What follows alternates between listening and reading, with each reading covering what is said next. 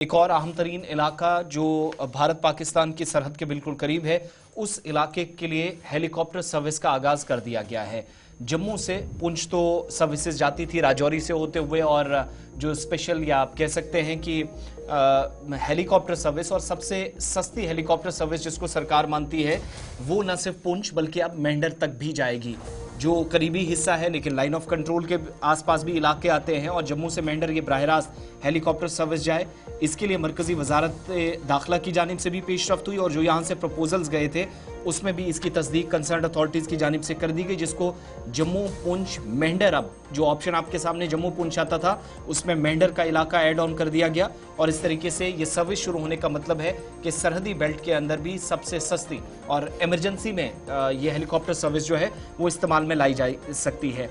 Secretary जो civil aviation department Jammu Kashmir के हैं, मोहम्मद एजाज असद, जिनका खुद इसी इलाके से ताल्लुक है, उनके मुताबिक दूर दराज इलाकों को हेलीकॉप्टर सर्विस के साथ जोड़ने के लिए बड़ा अहम तरीन इलाका था, और जम्मू के साथ रवाबित बराह रास्त हों, वो भी खास तौर से सरमा में मुश्किलात जब या चैलेंजेस ज़्यादा रहते हैं, उस एतबार से ये इलाका काफ़ी इंपॉर्टेंट।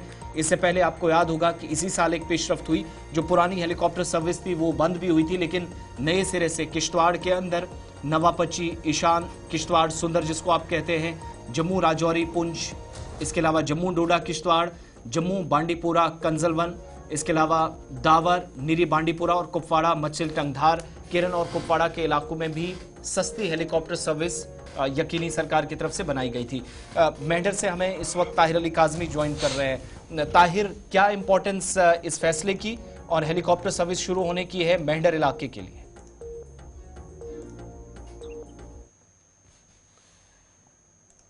ताहिर, अब तक आवाज पहुंच रही है?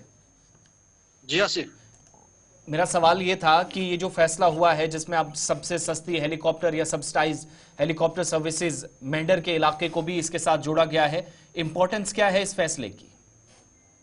जी आसिफ, मैं आपको बता दूं कि मेंढर जो है बिल्कुल एक सरहदी तहसील मानी जाती है। यहाँ जब भी देखा गया है, यहाँ अगर हम शेलिंग की बात करें, चार साल कबल जब यहाँ शेलिंग होती थी, उस वक्त कई लोगों की जो है वो जाने जो हेलीकॉप्टर सर्विस ना होने की वजह से या टाइम पे हॉस्पिटल्स में ना पहुंचने की वजह से जो है लोगों की जाने गई। अलबत्ता हम ये आपको बता दें कि जो अभी हेलीकॉप्टर सर्विस जो यहाँ से बाहर चलाई गई है या शुरू की गई है, इससे बहुत ज्यादा फायदा होने वाला है, क्योंकि मेंढर जो है, मेंढर एक तहसील है जो बिल्कुल सरहद के ऊपर पड़ती है। ये काफी बड़ी तहसील है। यहाँ काफी लोग जो हैं, जब इमरजेंसी होती है तो उस वक्त जो है लोगों को यहाँ से जम्मू या राजौरी या फिर बाकी जगह पे हॉस्पिटल्स में पेशेंट को ले जाने के लिए काफी मुश्किलात का सामना करना पड़ता है।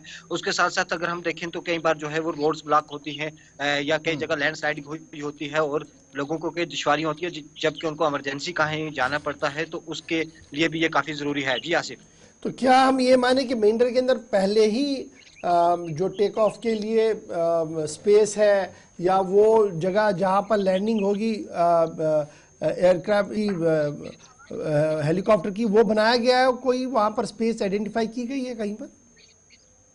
जी मैं आपको बता दूं कि ऑलरेडी यहाँ जो है एक ओवल स्टेडियम है जिसको एयरफील्ड भी कहा जाता है, जो आर्मी के अंडर है। इसमें जो है आर्मी की तरफ से बिल्कुल जो है वो परमिशन दी गई है। अलबत्ता यहाँ बहुत बड़ी स्पेस है। यहाँ काफी बड़ा जो यहाँ हेलीपैड है वो काफी बड़ा हेलीपैड है। आर्मी से जब इसके बारे में डिफेंस से बात हुई तो डिफेंस ने इस चीज की परमिशन दी, और उसके बाद जो है जो सेक्रेटरी एजाज असद है, उन्होंने ये एक प्रपोजल जो है वो MHA को दिया था। उसके बाद ये सारी जो यहाँ इनसे बात करके, डिफेंस से बात करके MHA को एक पहले प्रपोजल ग्राउंड दिया गया। वर्क पूरा किया गया, उसके बाद ही मरकजी वजारत दाखिला के पास प्रपोजल भी भेजा गया, और जम्मू कश्मीर इंतजामिया की जो सिफारिशात थी मेंढर के लिए हेलीकॉप्टर सर्विसेज को रखा जाए, सब्सिडाइज्ड रेट्स पर रखा जाए, बहुत कम रखा जाए, उस चीज़ को मंजूरी मिल चुकी है। बहुत बहुत शुक्रिया हमारे साथ ताहिर अली काज़मी ज्वाइन करने के लिए। तमाम तैयारियां मुकम्मल, और अब ये सर्विसेज जो है वो वहाँ पर चलेंगे।